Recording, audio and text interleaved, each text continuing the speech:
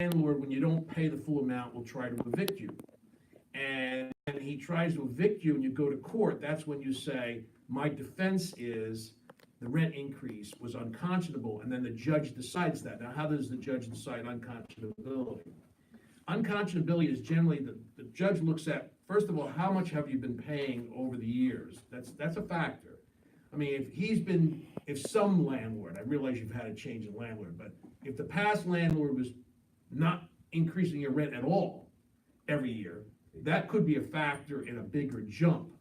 But if the old landlord was increasing the rent every year, let's say by 5% or 4%, then the new landlord's gonna have a hard time doing 10%. I consider anything that's 10% or more unconscionable, quite frankly. When you have a CPI of 2%, that's unconscionable. So the other thing is, they look at, what's the neighborhood like? How much are rents in general? Well, you only have one apartment complex, but a good comparison would probably be Eatontown, because Eatontown's got 12 apartment complexes. They have large apartment complexes. And what are they charging?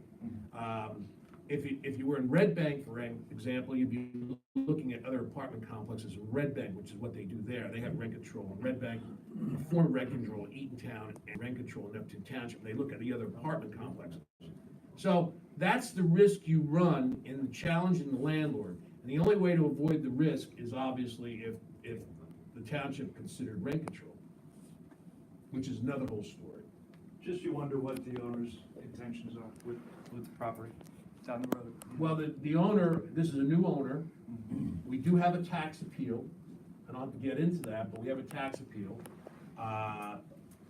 And they have, a new value because they purchased it at a certain value, which will be good for us to determine a tax appeal. I don't know what the intent, what is the intent of any landlord who moves in, they go from a 2% increase every year to a 10% increase? They obviously will say two things. They want to make more money, obviously, but another thing they're going to say is they're trying to bring up the base rents to what the market value or rental value is for apartments of like size in the area. I don't know if that's true here or not. Okay. Thank you. Any other comments? Any other comments about this issue of rents? No, not on rent. How do you start a rent control? Well, rent control is done by an ordinance, okay? You have to pass an ordinance.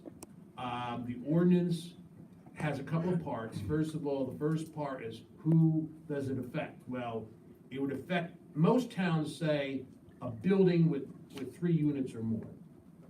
Now, that would definitely be the apartment complex.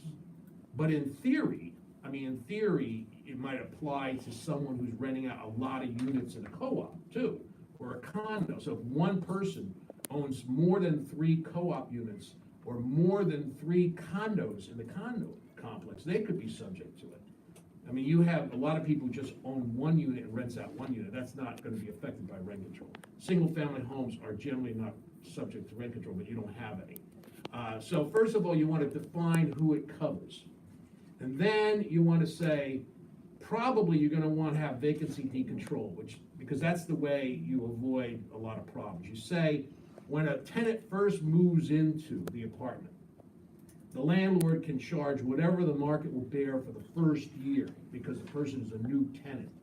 But once the tenant's been there for 1 anniversary year, from that time on, they can't increase the rent more than the consumer price index, which changes. It used to be down to 0. It's now 2%. When Eatontown first experimented with rent leveling, it was 18%. That was way back.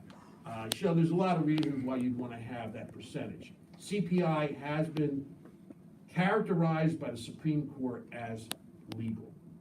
Also, and this is where tenants may get upset, if you're going to limit the landlord to the CPI, which is now 2%, he still can come in for a surcharge based on capital improvements. So if he makes a major capital improvement, I have one right now before the Neptune Rent Board, where a new landlord comes in, puts on new roofs, puts in new plumbing, renovates all the rooms, that's a capital improvement. Now, he can take that cost, spread it over as many years as he depreciates it in his, under the IRS, Internal Revenue Code. And then he can apportion that cost among all the tenants, and it becomes a separate surcharge. But then he could do that anyway without rent control, because he could just raise the rent when he makes a capital improvement. But this is like a regulated way of encouraging the landlord to do capital improvements and allowing him to get reimbursed for it over a period of time. Also, he could come in for a hardship application. Those are a lot harder. That's like to say that he's not making a profit on his unit. So then you also have to create a board. And every time a tenant sees that his increase is above the CPI, and there's a formula that we use in the ordinance. I actually put a formula in the ordinance. If it's above the CPI, the tenant files a complaint with someone here, it would probably be the clerk. And the complaint goes before the rent board, and the rent board has a hearing separate from any hearing that you guys would normally have, and decide whether the increase is illegal. And there's a resolution passed, and that's it. Now, your board, and this is the problem with Shrewsbury Township. If you have tenants on the board, they have to recuse themselves because you only have one apartment complex. So, you almost need to get, non-tenants to make it work. And knowing how difficult it is to get volunteers, you probably want to limit the size of the board too, if you did this. And the other thing I wanted to mention is a tenant under rent control can also come into the board and say, I've had a reduced service. Reduced services allow the board to actually grant the tenant a reduction in rent. So for example, if the landlord didn't provide heat for a week during the winter months, and even though he was notified of the problem and he didn't act in a reasonable fashion, the tenant could get a reduction in rent for that 1 week because of no rent, no heat. So that's rent control in a nutshell. That's something that you guys would have to consider, and like any other ordinance of a The public. board I served on, Gene, because I served on a rent control board, there was a cap on the vacancy decontrol too. So that they couldn't just come in and, say, I'm raising it 20% because somebody moved out. We actually had a 5% cap, which was over the CPI. Right. The regular You could do CPI. that, right. And so we capped a vacancy decontrol, so it wouldn't get out of hand also. And then each of the 4 units had an annual hearing where they could file. And that's when people came in and made a lot of complaints. People came in with their jars of water that was, had things floating in it. Right. And, we had a lot of problems back in the 80s with, with one of the 4, areas. So you can add that to it too, and that tends to keep things in check. And the vacancy, and the way that board was set up, it was two tenants from one of the 4 places, 2 residents who weren't tenants, and an official of the township. So whether that official of the township was somebody from the township committee, or somebody like Tom Welsh, or, Terry or myself. So that's the way that was set up too, and that survived all the court challenges, that it was, somehow tilted in favor of the tenants. Now, And it worked very well for. So now let me ask you, Mary, you're a tenant, right? Yes. Who's a tenant? Okay, so we have 2 non-tenants. The only reason why I'm thinking about this, the next question that's gonna come up is if you're passing rent control ordinance, does a tenant have to recuse themselves from voting on a rent control ordinance? And my gut reaction is to say, no, he doesn't have to recuse himself, because it's no different than anything else. In a small town, there's what they call a small town doctrine. It's like everyone in the town knows each other, so you can't recuse yourself every time someone that you know comes before the board. So you probably could get away with voting on the ordinance. On the other hand, I wouldn't, if you want to put you on the rent control board, because that would be a little too hands-on in your neighborhood. And of course, you could never be on the board and make an application yourself without you recusing yourself. Question. Yeah, If we did adopt the ordinance, when would it take effect? when it's adopted, go in immediately. And would it affect? Immediately after publication. Then we can, fight that 10%. Well, I see what you're saying. Okay. They go retroactive. Well, you can't go retroactive, but you can say, from now on, every increase is subject to rent control. From now on, after the publication of the, if there's a reduced service, you can come before the board. From now on, the landlord can make capital improvements and get a surcharge, or ask for a surcharge, not get it necessarily. And it applies to everyone from now on, so that existing tenants would be subject to rent control, and new tenants would be subject to the vacancy decontrol aspect of it, however it's worded, and whether you put a cap on it or whatever. It's almost, in one way, it kind of serves notice to the landlord that, you know, you just can't raise people's rents 20% or, you know, or not providing heat. It's good for the tenant. Other things. I mean, you wanna have support for it. You have one apartment complex, and hopefully the tenants there have the same mindset about this problem. Usually, people in non-apartments may not be overly concerned about this unless there's someone who owns like 10 units. You know, then they're gonna be concerned. Any other comments on this subject? Okay, Robin. Hey, Robin. Well, no, anybody else first? Okay. Good evening, everybody. Robin Kane, 84 Belshaw. Number one, I want to thank you, Mayor Nolan, for posting the events and the cancellations on Nextdoor for Alfredville also and Crawford. That's definitely appreciated. I hate to say it, but even my husband, who doesn't do township things, figures I do enough, he's like, did you know there was a flyer down at the little store? He says, I saw it the other day for something that was happening last Saturday. I said, yeah, that was, you know, but it was canceled because of weather. It's not being anywhere else. Marcia went in, happened to pick up something, and for the first time in probably forever, in the little store, I goes, did you know this flyer was in there?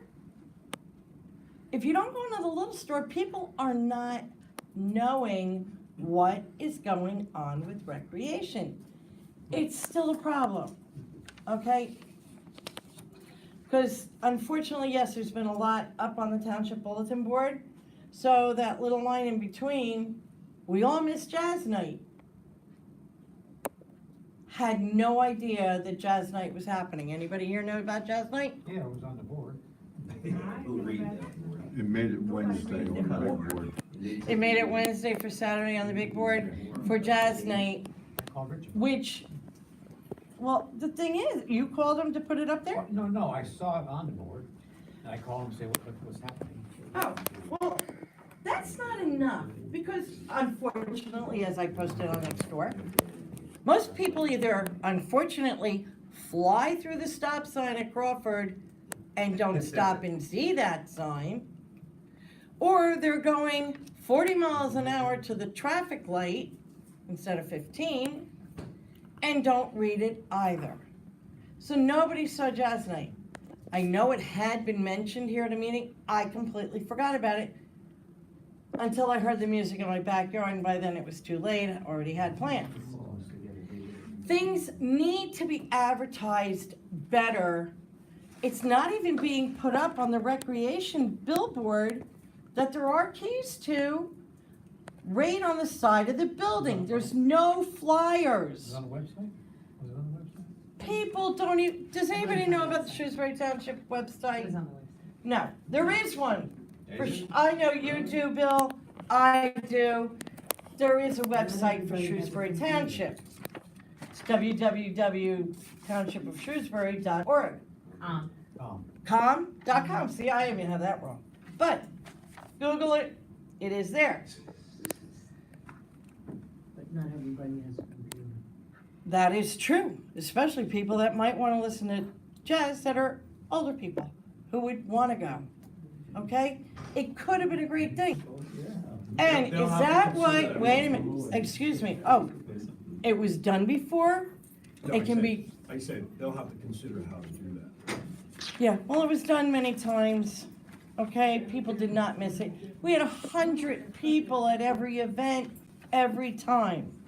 So I have a question. Food Town bill, $144. Requisition was for $150 for the purchase order, $144 spent. What was that for? Was that for, on the 3rd, for the jazz night? For the refreshments, and whatever wasn't used was frozen. Well, that's good. I'm glad to hear And, that. water, juice, that was kept for another event. God bless. That's great. Problem is, nobody knows. We need to know what's going on in our town. Good point, Robin. Okay, people want to attend. The happy day, great idea again. Okay, I'm hoping people will show up. You'll all be happy. I won't be here this weekend. But there's a big event happening this Saturday, weather permitting. It's called Happy Day at the park. Kids, adults, barbecue, games, things like that. I couldn't tell you what time it is. It's up on the board. Well, now a quarter of the town knows. No, it's far from a quarter, because there are not over 260 people in this room, Gene. Robin, you make your point, we'll have to work on it. We need flyers. They did a board or something, that board is like 100 years old. I What agree else, 100%. What else, Robin? Next, working on the board. Okay. I know that, resolution 86 was for, like, shared services for fuel and cost of that. What No, was that- 80? Resolution 86 was to authorize us to continue using the sign shop, the vehicle repair. Sometimes we use shade tree services. That is for actual services. 87 was for fuel and the salt and brine. Oh, okay, I'm There's a sorry. difference between shared services and commodities. Okay, I apologize. On the front, the correspondence, the Rutgers ribbon cutting at Lincroft, anybody know what that's about? Rutgers is opening a new building on the Brookfield campus. Oh, good. And they just send out a general, probably to half of New Jersey, probably all Everyone's of gotta New be Jersey. quiet because we gotta record everything. They send out a general invitation to all the municipalities, all the officials, if they wish to attend. Okay, and the correspondence from Donna at 6 Barker, the light trespass situation. What is this in reference to? Is that the light coming in her For you. home, her unit? Yep. And any resolve on that since the correspondence has been put in? It was just received today, so I haven't had a chance to talk to them about it. Okay, when is the bid closings, or have they closed already for the contract for the sewer line? The bid closing, we haven't even advertised. Oh, you haven't? I'm just asking. No. No, we haven't even gotten to the community development block grant hearing isn't until September. Oh, it's for the community block, okay. I'm just, Yeah, so we still have a hearing for community development block grant. Hopefully we'll be noticed whether or not we get get a grant sometime in November. And if we get a grant, then we're gonna proceed therein. This is work that'll be done in 2019. okay, next question. Who's your computer, system now? Is that with Verizon or no we've longer never with used- Comcast? We've never used Verizon, we never used Comcast. Our IT company, it's an IT company, is Targeted Technology. We have our own. Can I computers. ask then why 5420572's phone line is for $331 It is a for a business. business line? It is a business line, it is not like your home line, and there are all sorts of charges that go with it. I would probably say 90% of that bill is all charges. We look at the phone bill every single month, and there, probably only a few dollars of it is actually, phone calls, and and calls from the fax. That's a business line. It's unfortunate, but they have you over the barrel. $331 for one line. No, that's all the lines in town. No, excuse me, we're being charged for each line, $48 for the 0106 and the 44. Right, but that's the total For bill, 01. Robin, is for the phone that's in the No, no, no. garage, the phone that's that there's other lines in town, including the fax line, the general line. We don't have,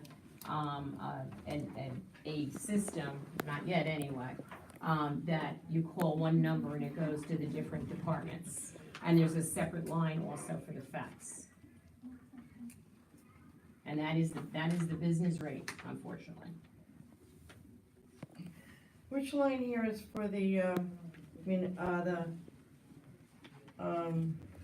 maintenance building, the 0106? I would have to look and see which one. Because that I is. know the ninth, that's not listed on here, which is the fax line, is a 935, Mhm.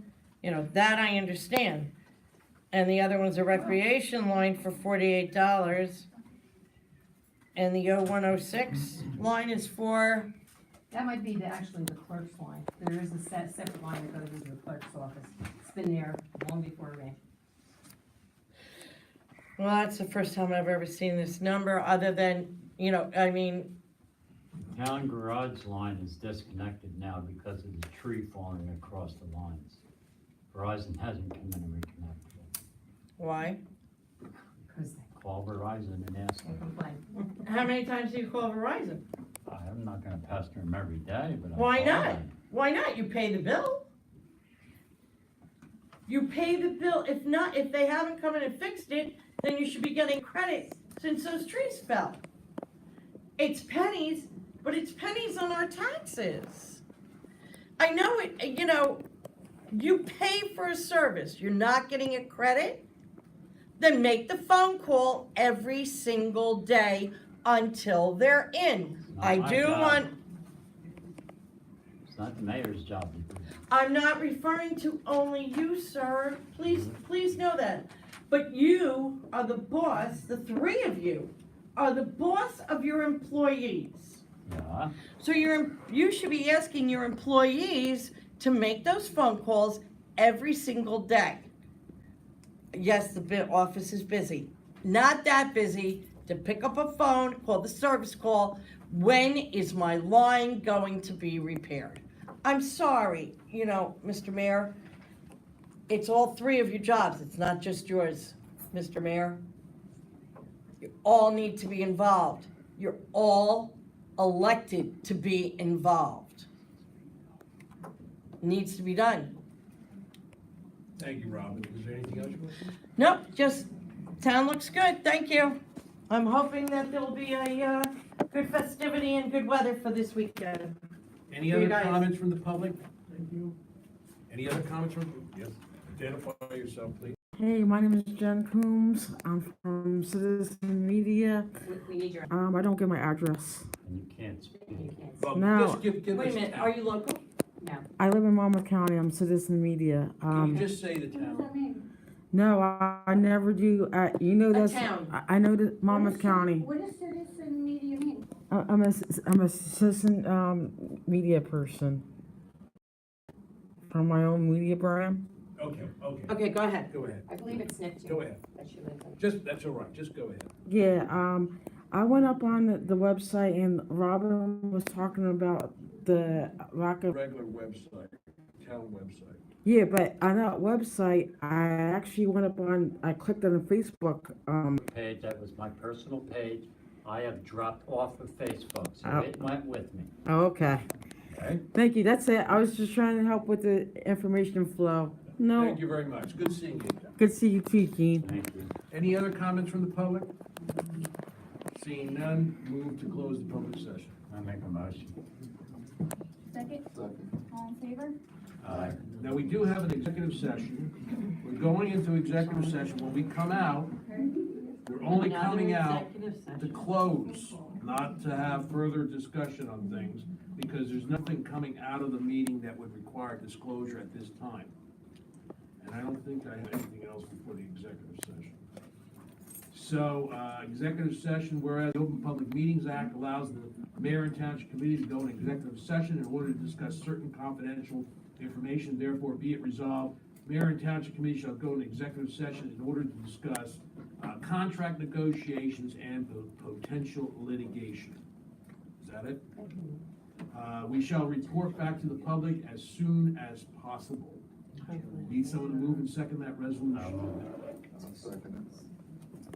Jennings, Yes. Puha, Yes. Nolan. Yes. Thank you very much, everyone. Thank you, Jean. You have to. Thank you, Terry. Thank you, committee, Mayor. Question. No, no questions. Is Adam Ubany somehow